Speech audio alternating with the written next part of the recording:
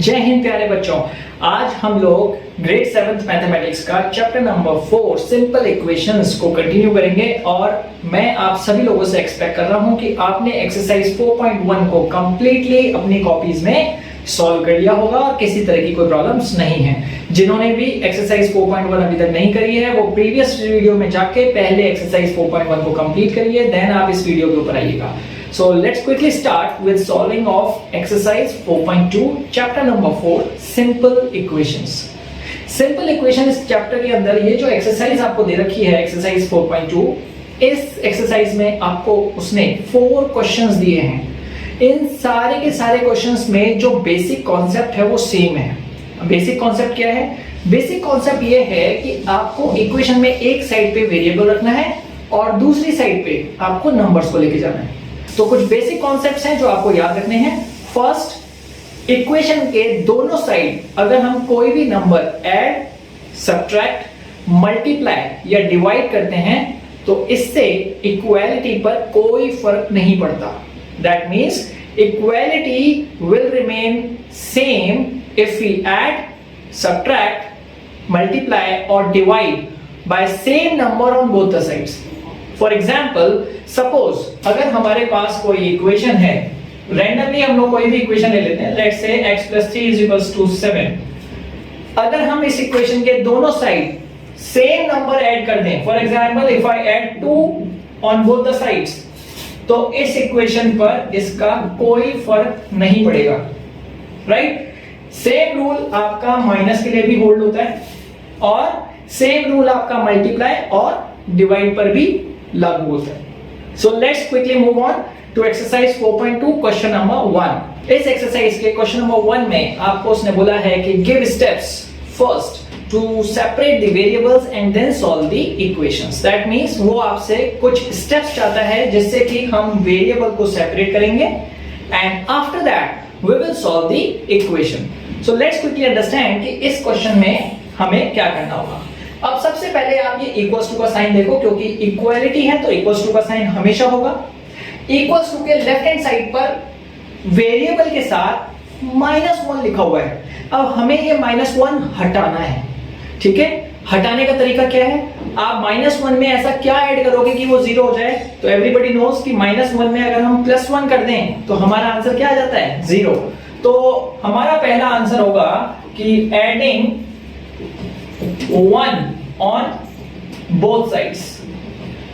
हम जो भी करेंगे इक्वालिटी की दोनों साइड पे करेंगे, इसका कॉन्सेप्ट आपको हमेशा याद रखना है। जो भी करेंगे दोनों साइड करेंगे। सो let's quickly understand this. x - 1 ये हमारी इनइक्वालिटी है, इक्वल्स टू के आगे 0 लिखा है और यहां पर हम लोग दोनों साइड 1 ऐड कर देते हैं। अब इससे क्या होगा, ध्यान से देखिएगा। x - 1 + 1 एक दूसरे को कैंसिल कर रहे हैं और यहां 0 + 1 क्या बन गया? 1। सो -1 + 1 when I will solve this I will get 0 और फाइनली हमारा आंसर हो जाएगा x = 1।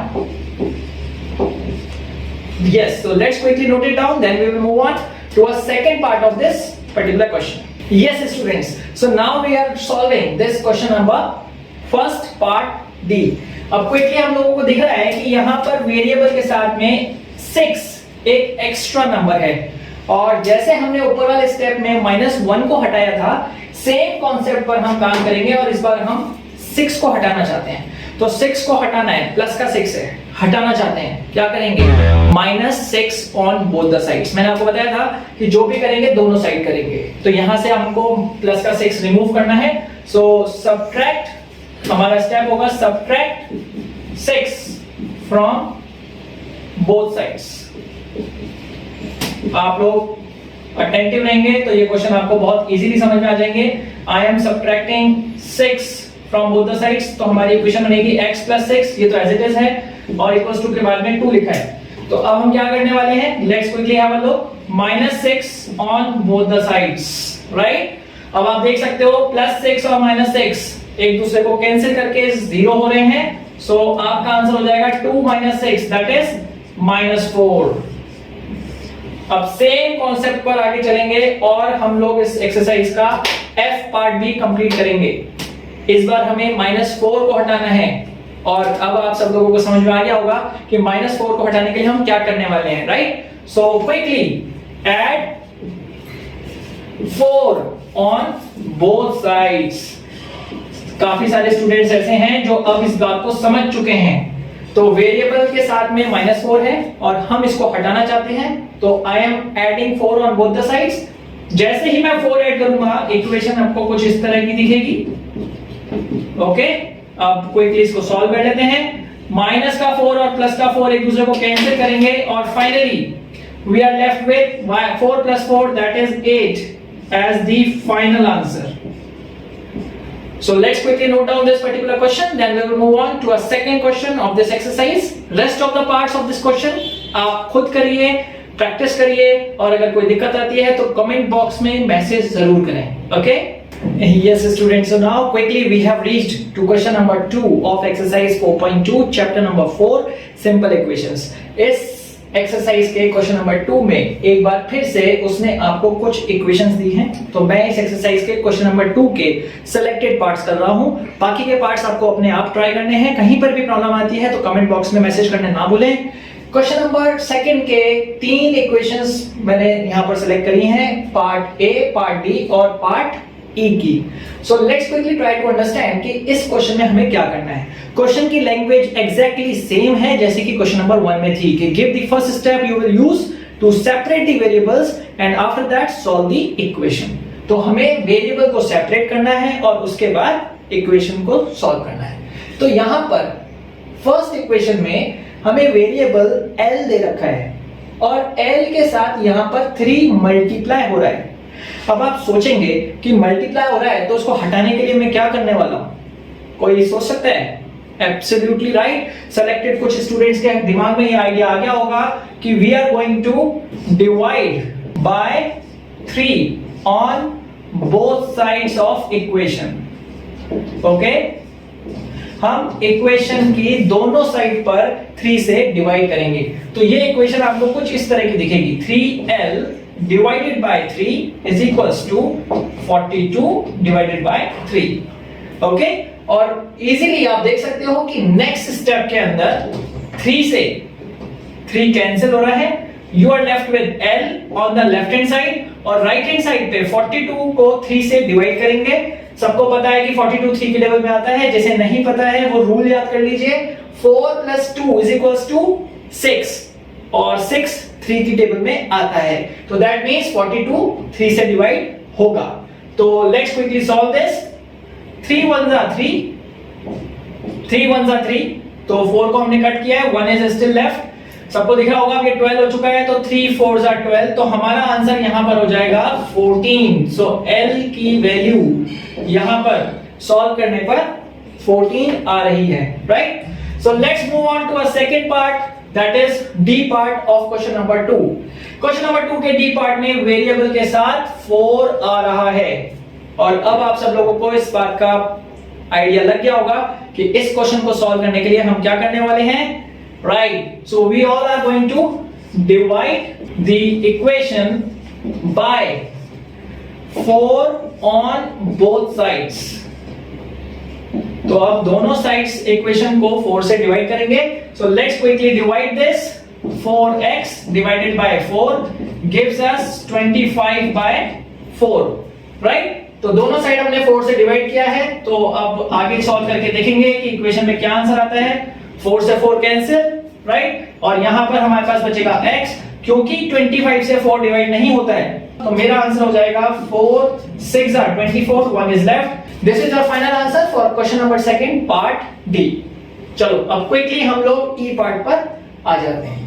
E पार्ट थोड़ा सा इंटरेस्टिंग है क्योंकि यहाँ पर वेरिएबल्स एक नंबर से डिवाइड हो रहा है, राइट? अभी तक हमने देखा कि वेरिएबल किसी नंबर से मल्टीप्लाई हो रहा था, लेकिन यहाँ उल्टा है, वेरिएबल किसी नंबर से पहले से डिवाइड हो रहा है। तो हम क्या करेंगे? बहुत आसान, we are going to multiply equation by जिससे वो डिवाइड हो रहा है, किससे डिवाइड हो रहा है? 3 से, तो बाय 3 ऑन बोथ साइड्स। अब आप देखो, जब आप इक्वेशन को दोनों साइड 3 से मल्टीप्लाई कर रहे हैं, तो your answer is going to be z upon 3 is equals to 5 upon 4 multiplied by 3 on both the sides, right? So let's quickly solve this. यहां पर आप देखो 3 से तो 3 कैंसिल हो चुका है, तो मेरे पास सिर्फ z बच रहा है और यहां पर कुछ भी रिड्यूस नहीं हो रहा है. So I am going to multiply 5 3s are 15 upon 4. एक बार फिर से हमारे पास इम्प्रॉपर फ्रैक्शन आ रहा है, तो हम इसको मिक्स्ड फ्रैक्शन में कन्वर्ट करेंगे. ऊपर भी हमने जब हमारे पास इम्प्रॉपर फ्रैक्शन था तो हमने उसको मिक्स्ड फ्रैक्शन में कन्वर्ट कर लिया था, right? So let's quickly solve this and we are going to get 4 3s are 12 and 3 left. Okay, so let's quickly note down this particular question, then we will move on to question number 3 of this exercise. Yes students, so now we have reached to question number 3 of exercise 4.2. हमने यहाँ पर इस question number 3 के दो parts लिए हैं, part B and part D. Okay, rest of the parts आपको खुद करने हैं एज अ प्रैक्टिस. तो यहां आप देख सकते हो कि इक्वालिटी के लेफ्ट हैंड साइड पे वेरिएबल के साथ भी एक नंबर है और यहां पर +7 और लिखा हुआ है. तो दैट मींस वेरिएबल के साथ में एक नंबर मल्टीप्लाई भी हो रहा है और एक नंबर ऐड भी हो रहा है. तो यहां पर क्योंकि दो नंबर्स हैं तो इसलिए हमें स्टेप भी दो बार करने पड़ेंगे. तो let's quickly solve this. First step इस 7 को हटाने के लिए है, तो हम 7 को कैसे हटाएंगे? I am going to subtract 7 from both sides. Okay, तो सबसे पहले हम इक्वेशन की दोनों साइड से 7 को सबट्रैक्ट कर लेते हैं. तो let's quickly solve this. 5m plus 7 minus 7 is equals to 17 minus 7. यहां देख सकते हो कि मैंने लेफ्ट हैंड साइड पर भी -7 किया है और राइट हैंड साइड पर भी -7 किया है. अब हम इसको सॉल्व कर लेंगे. तो you can easily figure out कि +7 और -7 कैंसिल करेगा एक दूसरे को, तो हमारे पास सिर्फ 5 बच रहा है. तो 5 को हम यहां पर लेफ्ट हैंड साइड पर रखेंगे. 5m is equal to 17 minus 7. 17 minus 7 को जब हम सॉल्व कर रहे हैं तो हमारे पास 10 आ रहा है. और अब हमारे पास लेफ्ट हैंड साइड में वेरिएबल के साथ m बचा है और m वेरिएबल के साथ मल्टीप्लाई हो रहा है. तो क्विकली डिवाइड इक्वेशन बाय 5. तो इक्वेशन को 5 से डिवाइड करेंगे, आपको ये इक्वेशन इस तरह से दिखेगी. 5m upon 5 is equals to 10 upon 5. And in the next step आप देख सकते हो 5 1s are 5, that means m, and 5 1s are 5, 5 2s are 10. तो m की वैल्यू हमारे पास सॉल्व करने पर 2 आ गई है. तो your answer for this equation is m is equals to 2.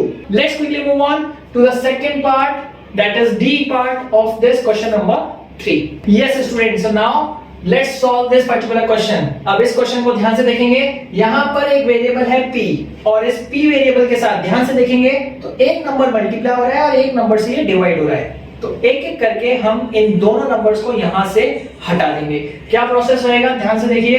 सबसे पहले मैं नीचे वाले 10 को हटाना चाहता हूं, तो मैं लिखूंगा multiply by 10 on both sides. Multiply by 10 on both the sides. तो अब हम दोनों साइड जब 10 से मल्टीप्लाई करेंगे हमारी इक्वेशन कुछ इस तरह से दिखेगी. Multiplied by 10 is equal to 6 multiplied by 10. तो इक्वल्स टू के दोनों साइड हमने 10 से मल्टीप्लाई किया है. अब आपको यहाँ पर बहुत इजीली प्रिडिक्ट हो रहा है. 3p is as it is. 10 से 10 कैंसिल हो रहा है. 10 1s are 10, 10 1s are 10, तो 10 से 10 कैंसिल हो गया है. इक्वल्स टू का साइन एज इट इज रहेगा. 6 into 10 will become 60. तो अब हमारी इक्वेशन हो गई है 3 multiplied by p is equals to 60. अब नेक्स्ट स्टेप आप सब लोगों के लिए बहुत आसान हो चुका है क्योंकि हम प्रीवियस पार्ट्स भी यही कर चुके हैं. यहां पर p के साथ 3 मल्टीप्लाई हो रहा है. तो नेक्स्ट स्टेप में हम लोग इस पूरी इक्वेशन को 3 से डिवाइड करेंगे. तो हमारा स्टेप रहेगा divide equation by 3 on both sides. अब हमें इसका आंसर क्या मिलने वाला है? Let's quickly solve this. 3p divided by 3 is equal to 60 divided by 3. तो let's quickly solve this. 3 1s are 3, 3 1s are 3. तो यहाँ पर लेफ्ट हैंड साइड पर हमारे पास सिर्फ p बचेगा. राइट हैंड साइड पे देखेंगे 3 1s are 3, 3 2s are 6, 0 as it is. That means p is equals to 20 is the final answer for D part of this question number 3. Let's quickly note down this particular solution. Then we quickly move on to the last question of this exercise, that is question number 4. Okay? Yes, students. So now we have reached to the final question of exercise 4.2, simple equations, chapter number 4. इस question में आपको language of the question को ध्यान से पढ़ना है। यहां पर उसने लैंग्वेज ऑफ द क्वेश्चन को थोड़ा सा चेंज कर दिया है। Language of the question has become solve the equations. So now the topic has changed from separating the variables to solve the equations. तो जब हम इक्वेशन सॉल्व करते हैं तो अब हमारे जो स्टेप्स होंगे वो थोड़े से डिफरेंट हो जाते हैं, राइट? तो कॉन्सेप्ट हमारा वही है, लेकिन अब हम जो बोलेंगे वो थोड़ा सा डिफरेंट हो जाएगा। फॉर एग्जाम्पल, ये यहां पर हमने इस पर्टिकुलर क्वेश्चन के 4 पार्ट्स लिए हैं जिन्हें हम सॉल्व करेंगे। ध्यान से देखिए, फर्स्ट पार्ट में p के साथ 10 लिखा हुआ है। p एक वेरिएबल है और उसके साथ 10 लिखा हुआ है और राइट हैंड साइड पर आपको 100 दे रखा है। तो यहां पर हम लैंग्वेज ये यूज कर सकते हैं कि 10 यहां पर मल्टीप्लाई हो रहा है, तो जब यहां से राइट हैंड साइड पर जाएगा तो डिवाइड हो जाएगा। तो नेक्स्ट स्टेप में जब हम इसको सॉल्व करेंगे तो हमारा स्टेप कुछ इस तरह का दिखेगा, equals to p is equal to 100 divided by 10। और जब हम 100 को 10 से डिवाइड करेंगे तो वी ऑल नो दैट हमारा आंसर आएगा 10। तो 10 is the answer for part A of this particular question. यहां पर हमने कुछ नहीं किया है, सिर्फ वेरिएबल के साथ जो नंबर मल्टीप्लाई हो रहा था उसे हम राइट हैंड साइड पर ले जाकर डिवाइड कर रहे हैं। तो जब हम इक्वेशंस को सॉल्व करते हैं स्टूडेंट्स, तो हमें ये बात ध्यान रखनी है कि हमारे लेफ्ट हैंड साइड से अगर कोई नंबर राइट हैंड साइड पर जाता है तो यहां अगर वो प्लस का है तो यहां पे वो माइनस का हो जाता है। अगर यहां वो माइनस का है तो जब वो इक्वल्स टू के दूसरी साइड पहुंचता है तो वो प्लस का हो जाता है, राइट? फॉर एग्जांपल, अगर यहां पर x -5 है तो -5 जब इक्वल्स टू के दूसरी साइड जाएगा तो वो प्लस का 5 बन जाएगा। ऐसे ही x/3 लिखा है तो 3 नीचे डिवाइड में है, तो जब राइट हैंड साइड पे ले जाएंगे तो मल्टीप्लाई।